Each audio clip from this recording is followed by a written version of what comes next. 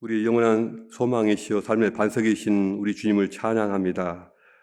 주여, 이 시간 오늘 하루 새로운 삶, 새로운 시간을 저에게 선물로 주셨사오니 이 하루를 헛되이 하지 않게 하시며 주 안에서 기뻐 춤추며 또 찬양하며 승리하는 하루가 되게 하여 주시옵소서. 아버지 하나님이시여, 교회에서 사순절 기간 동안에 이루어지는 모든 일 속에서 다만 저희가 주님을 더욱 가까워지게 하시고 주님을 저희의 왕으로, 저희의 만주의 주로 받아들이며 또 회복시키는 그러한 시간 있게 하여 주시옵소서. 아버지, 저희가 모든 삶과 보는 것과 또 말하고 행동하는 것에 조심하게 하시고 절제하게 하여 주시옵소서. 아버지, 주께서 주시는 위로부터 오는 것만 저희가 더욱 풍성해지게 하여 주시옵소서. 이 시간 주의 말씀을 통하여서 이를 새롭게 하시며 또 거룩한 성령으로 채워주시옵소서. 예수 그리스도 이름으로 기도합니다. 아멘. 오늘 우리에게 주신 하나님 말씀은요, 마가복음 5장 1절부터 20절까지입니다. 마가복음 5장 1절부터 20절까지 저와 여러분이 함께 읽겠습니다. 예수께서 바다 건너편 거라사인의 지방에 이르러 배에서 나오심에 곧 더러운 귀신 들린 사람이 무덤에서 나와 예수를 만나니라. 그 사람은 무덤 사이에 거처하는데 이제는 아무도 그를 쇠사슬로도 맬 수 없게 되었으니 이는 여러 번 고랑과 쇠사슬에 매었어도 쇠사슬을 끊고 고랑을 깨뜨렸습니다. 그리하여 아무도 그를 제어할 힘이 없는지라. 밤낮 무덤 사이에서나 산에서나 늘 소리 지르며 돌로 자기의 몸을 해치고 있었더라. 그가 멀리서 예수를 보고 달려와 절하며 큰 소리로 부르짖어 이르되 지극히 높으신 하나님의 아들 예수여, 나와 당신이 무슨 상관이 있나이까? 원하건대 하나님 앞에 맹세하고 나를 괴롭히지 마옵소서 하니, 이는 예수께서 이미 그에게 이르시기를 더러운 귀신아 그 사람에게서 나오라 하셨습니다. 이에 물으시되 내 이름이 무엇이냐? 이르되 내 이름은 군대니 우리가 많음이니이다 하고 자기를 그 지방에서 내보내지 마시기를 간구하더니 마침 거기 돼지의 큰 떼가 산 곁에서 먹고 있는지라. 이에 간구하여 이르되 우리를 돼지에게로 보내어 들어가게 하소서 하니 허락하신대 더러운 귀신들이 나와서 돼지에게로 들어가매 거의 2,000마리 되는 떼가 바다를 향하여 비탈로 내리다라 바다에서 몰사하거늘 치던 자들이 도망하여 읍내와 여러 마을에 말하니 사람들이 어떻게 되는지를 보러 와서 예수께 이르러 그 귀신 들렸던 자 곧 군대에 귀신 집혔던 자가 옷을 입고 정신이 온전하여 앉은 것을 보고 두려워하더라. 이에 귀신 들렸던 자가 당한 것과 돼지의 일을 본 자들이 그들에게 알림해 그들이 예수께 그 지방에서 떠나시기를 간구하더라. 예수께서 배에 오르실 때 귀신 들렸던 사람이 함께 있기를 간구하였으나 허락하지 아니하시고 그에게 이르시되 집으로 돌아가 주께서 네게 어떻게 큰 일을 행하사 너를 불쌍히 여기신 것을 네 가족에게 알리라 하시니 그가 가서 예수께서 자기에게 어떻게 큰 일을 행하셨는지를 데가볼리에 전파하니 모든 사람이 놀랍게 여기더라. 아멘. 오늘 함께 나눌 말씀의 제목은 악령과 성령입니다. 제가 20여 년 전에 한국에 있을 때 제가 다니던 교회에서 이동 목욕봉사라고 하는 사역을 함께 한 적이 있었습니다. 2.5톤 정도의 탑차에다가 욕조와 순간 온수기 그리고 물탱크를 탑재해서 대여섯 명의 남녀 자원봉사자들이 한조가 되어서 독거 노인이나 또 감당하기 어려운 환자들을 찾아다니면서 중증 환자들을 찾아다니면서 따뜻한 물로 목욕도 시켜주고 또 미용봉사로 머리도 잘라주는 그런 자원봉사 사역이었습니다. 저희가 만난 봉사 대상자 중에는 한 20대 중반쯤 되는 젊은 청년이 있었는데요. 젊은 나이에 귀신이 들려서 정말 꼴이 말이 아니었습니다. 정상적인 생활을 전혀 못하고 가족들도 통제를 못하고 텅 빈 창고 같은 데서 냄새나는 이부자리를 깔고 거기서 지내는 것입니다. 사춘기 시절에 학교 선생님한테 크게 혼난 일로 정신적인 충격을 받고 학교를 그만두고 집거하더니 그 지경이 되었다는 것입니다. 사방에 똥오줌을 지린 자국이 보이고 그 썩은 냄새, 그 오줌 냄새가 진동을 하고요. 또 한여름에도 씻지를 않아서 몸에서 악취가 진동을 했습니다. 말을 잘 듣지 않으니 이 들것에다가 그 사람을 실어서 여러 봉사자가 힘겹게 목욕봉사 차량으로 이끌고 와서 묵은 때를 하나하나 다 벗겨내고 깨끗하게 해준 다음에 새 옷으로 갈아입혔습니다. 거처하는 공간도 깨끗하게 물청소를 다 해주었습니다. 저희가 해줄 수 있는 일이 딱 거기까지였습니다. 아마 며칠 지나면 금방 또 더러워지고 똥오줌으로 범벅이 될 것이 분명했습니다. 사지가 멀쩡하고 생긴 것도 멀쩡한 젊은이가 어쩌다가 이렇게 되었을까 하며 한탄이 절로 나왔습니다. 예수님처럼 귀신을 내어쫓는 권세가 있다면 얼마나 좋을까 싶었습니다. 어떤 의사도 못 고치고 가족들도 손을 못 쓰고 현대의학도 어떻게 해볼 수가 없는 사람이었습니다. 악한 영이 한 젊은이의 삶을 얼마나 철저하게 망가뜨리고 한 가정을 고통 속에 몰아넣는가를 두 눈으로 똑똑하게 보았습니다. 오늘 본문을 보면 갈릴리 지역에서 사역하시던 예수님이 제자들과 함께 갈릴리 바다를 건너서 그 폭풍속을 거쳐서 이방 지역 거라사 땅 데가볼리 지역으로 가십니다. 그곳에는 이방인 사이에서도 소외된 한 미친 사람이 있었습니다. 그 사람은 무덤 사이에 거처하는데 쇠사슬과 쇠고랑으로 묶어 놓아도 그것을 끊고 깨뜨려서 아무도 그를 통제할 수가 없었습니다. 또한 밤낮으로 무덤과 산에서 소리를 지르고 괴로워하며 자기 몸을 해치고 있었습니다. 오늘날에는 이런 사람을 정신병리학적으로 이해하기도 하지만 성경에서는 귀신의 활동이라고 분명하게 밝히고 있습니다. 성경은 분명히 악한 영이 있다고 말합니다. 이런 악한 영들을 귀신이라고 표현합니다. 귀신 들린 사람이 예수께 나와 당신이 무슨 상관이 있나이까? 나를 괴롭히지 마옵소서 라고 말하는 그 귀신의 행동을 보면 그 귀신이 예수님과는 절대로 친구가 될 수 없는 것이 분명합니다. 귀신은 하나님을 대적하는 영적인 존재입니다. 우리가 공포 영화나 소설에서 보게 되는 그 귀신은 사람과 무관하게 독자적으로 활동하고 행동하는 그러한 존재로 묘사되지만 성경은 귀신이 사람의 영혼 속에 내주하는 인격적이고 영적인 존재라고 말을 합니다. 이런 악한 영은 그 사람을 하나님으로부터 멀어지게 할 뿐만 아니라 사람들과의 관계도 파괴하고 또 자기 스스로를 공격하고 해치기까지 함으로써 결국에는 하나님의 형상을 모두 잃게 만들고 하나님이 주신 고귀하고 아름다운 인격을 전부 파괴하고 맙니다. 사람의 인격은 영의 지배를 받습니다. 그 영이 악한 영일 수도 있고요, 또 하나님의 성령일 수도 있습니다. 그런데 악한 영과 성령은 하늘과 땅만큼이나 혹은 그 이상이나 다릅니다. 성령은 깨끗하고 거룩한 것을 좋아하나 악령은 더러운 것을 좋아합니다. 성령은 인간을 치유하지만 악령은 인간을 병들게 합니다. 성령은 우리 인간에게 자유와 해방을 가져다 주지만 악령은 인간을 억압하고 속박합니다. 성령은 우리에게 기쁨과 평안을 주지만 성령은 두려움을 심어줍니다.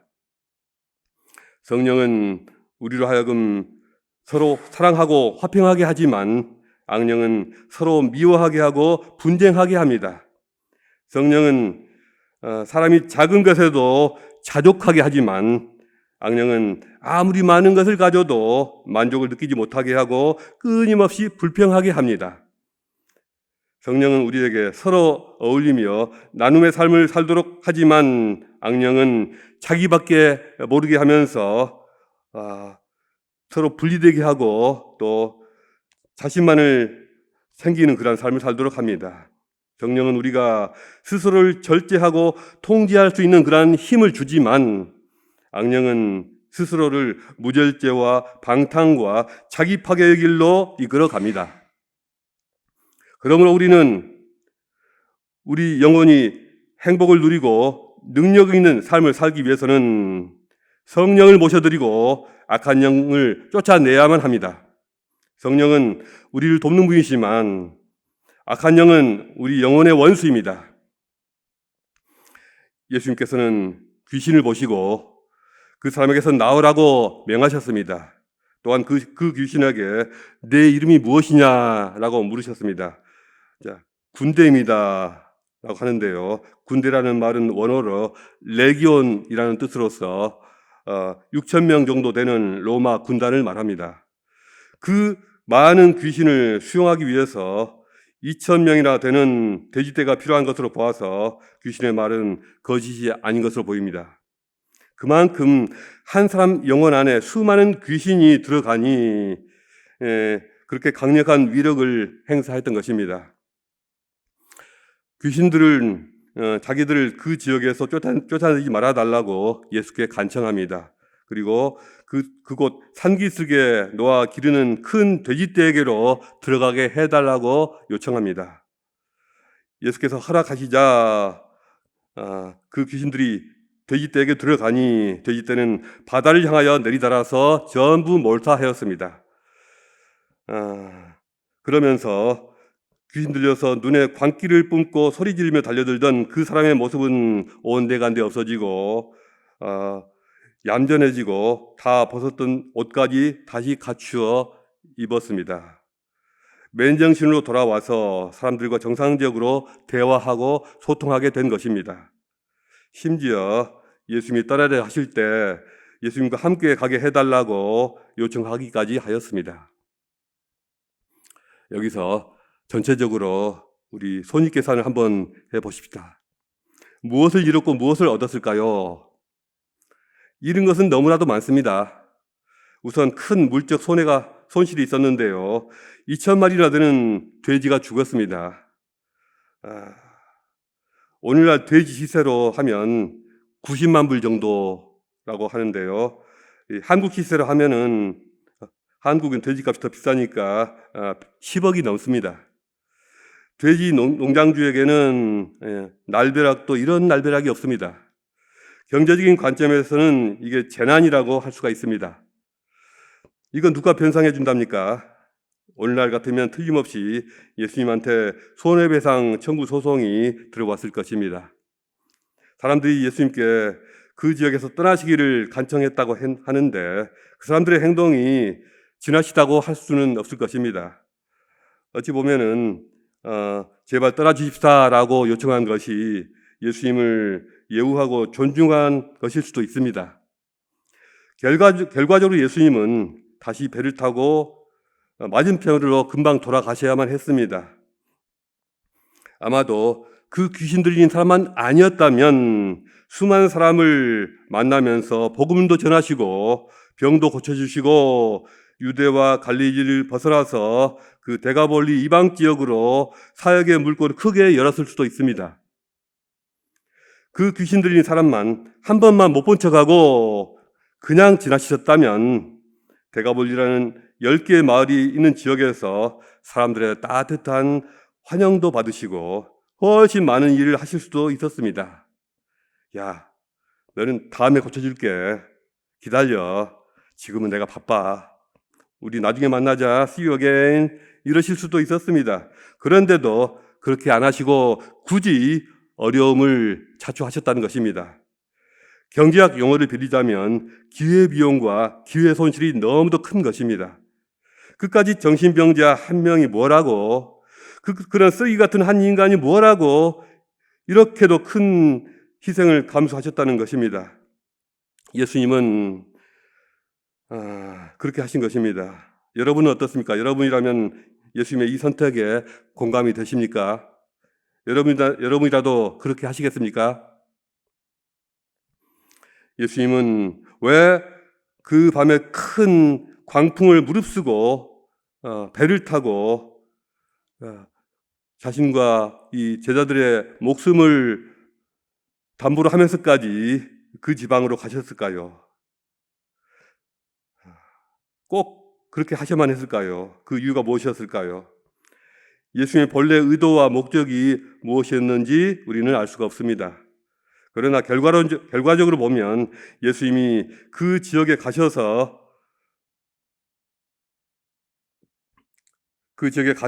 한 일은 딱 한 가지뿐이었습니다. 그것을 의도하고 가셨든지 아니면 많은 사람을 만나기 위해 가셨으나 이 광인 때문에 그 일을 못하게 되셨든지 어쨌든지 예수님은 그 편을 선택하신 것입니다. 많은 희생과 손해를 감수하시면서 그 풍랑을 무릅쓰고 가셔서 그 미친 사람 한 명을 달랑 고치시고 돌아오신 것입니다. 예수님에게는 그 한 사람을 고친 일이 그만한 값어치가 있는 일이라고 보시는 것입니다. 바로 이것이 예수님이 선택하시는 방식입니다. 당장 눈앞에 그 한 사람의 영혼을 구하시기 위해서 많은 것을 포기하시고 위험을 무릅쓰시고 희생하시는 것입니다. 경제적인 관점에서는 정말 말도 안 되는 선택이고 손해보는 장사입니다. 불합리해 보이기까지 하고 미련해 보이기까지도 합니다. 그런데도 예수님은 굳이 그런 선택을 하시는 것입니다. 우리가 예수님의 방식을 배울 수 있기를 바랍니다. 우리가 예수님처럼 행동할 수 있기를 바랍니다. 한 영혼을 살릴 수만 있다면 많은 불편함과 번거로움과 손해를 기꺼이 감수할 수 있기를 바랍니다. 우리 삶의 가치관을 바꿔주시고 무엇이 가장 중요한 일이고 무엇이 가장 선행되어야 할 일인지를 분별하는 주님의 눈을 우리가 갖기를 기도합니다. 그런데 대가볼리 지역에서 예수님의 사역은 그것으로 브레이크가 걸리고 제대로 시작도 못한 것처럼 보였지만 실상은 전혀 그렇지가 않았습니다. 귀신들은 그 지방을 떠나지 않게 해달라는 요청을 했고 또 돼지떼에게 들어가게 해달라는 요청을 했는데 어떤 일인지 예수께서 그 요청을 모두 들어주셨을 때 귀신들은 쾌재를 불렀을 것입니다. 자신들이 이겼다, 우리가 이겼다, 우리가 예수를 속였다라고 생각했을 것입니다. 왜냐하면 귀신들의 목적은 단지 돼지들을 죽이는 데 있지 않고 이방인들의 땅인 대가볼리 지역에 하나님 나라가 도래되는 것을 막기 위한 그런 의도가 있었기 때문입니다. 귀신들은 이 사건의 여파로 도시와 마을 사람들을 다 동원해서 예수님과 맞서게 함으로써 그 지역에서 예수님을 추방시키는데 성공했습니다. 우리가 이겼다 생각했겠죠. 그러나 사탄과 그의 귀신 세력은 금방 뒤집기 한판으로 역전패 당할 줄을 몰랐을 것입니다. 예수님은 시간이 지나서 그곳에 다시 돌아오셨습니다. 귀신 들렸다가 고침받은 그 남자가 그때까지 예수님을 증거하면서 많은 소문을 내고 다녔습니다. 마가복음 8장 뒷부분을 보면요, 예수께서 두로와 시돈 지역을 두루 돌아보신 후에 다시 돌아오실 때 대가볼리 지역으로 오셨고요. 그때 수많은 군중들이 모여들었습니다. 누구 때문일까요? 갈릴리 호숫가에서 그들과 사흘 동안이나 함께 하시다가 함께 많은 말씀으로 그들을 일깨워 주시고 또 벙어리 귀신 들린 사람도 고쳐주신 일이 그때 있었는데요. 또 그때 어떤 일이 있었냐면요, 떡 7개와 생선 2마리로 이방인들 4,000명을 먹이신 사건이 바로 그곳에서 일어났습니다. 바로 그 지역입니다. 아마도 그 4,000명의 무리 중에서 귀신 들렸던 그 사람도 함께 앞줄에 아마 앉아있지 않았을까 생각이 되어집니다. 그리고 이 일은 나중에 십자가 부활 사건 이후에 수많은 이방인들이 복음의 구원을 받게 될 일에 대한 예고편이었습니다. 결과적으로 대가볼리 지역에서 있게 될 큰 구원 사역의 1차적인 준비를 바로 그 귀신 들렸던 사람이 홀로 하고 있었던 것입니다. 우리는 모든 일을 행함에 있어서 경제성만을 따지고 또 편의성을 따지고 효율성이라는 잣대만으로 생각하는 그러한 것을 당연하게 생각합니다. 그런데 우리 주님은 전혀 그런 식으로 하지 않으십니다. 세상 사람들과는 전혀 다르게 생각하시고 선택하시고 또 행동하십니다. 세상 사람들처럼 이리저리 재고 약삭 빠르고 타산적으로 생각하고 행동해서는 한 사람의 영혼의 가치를 알아보기가 어렵거니와 하물며 그 영혼을 살릴 길이 없습니다. 그러나 주님이 그러셨던 것처럼 누군가를 위해서 당장 손해를 감수하고 내가 희생하고 견디고 참을 수 있을 때, 당장 눈에 보이는 아무런 소득이 없을 때, 그럴 때라도 하나님이 일하실 것을 믿으며 기다릴 수가 있을 때, 다만 주님이 주시는 긍휼의 마음으로 뛰어들고 또 덤벼들 그런 마음이 생기지 날 때 천하보다도 귀한 한 생명이 보이게 되고요. 그 생명을 살리는 길도 보이게 됩니다. 그리고 바로 그 사람들에 의해서 이 땅에 하나님의 뜻이 이루어지고 하나님의 나라가 확장됩니다. 지난 주일 오후에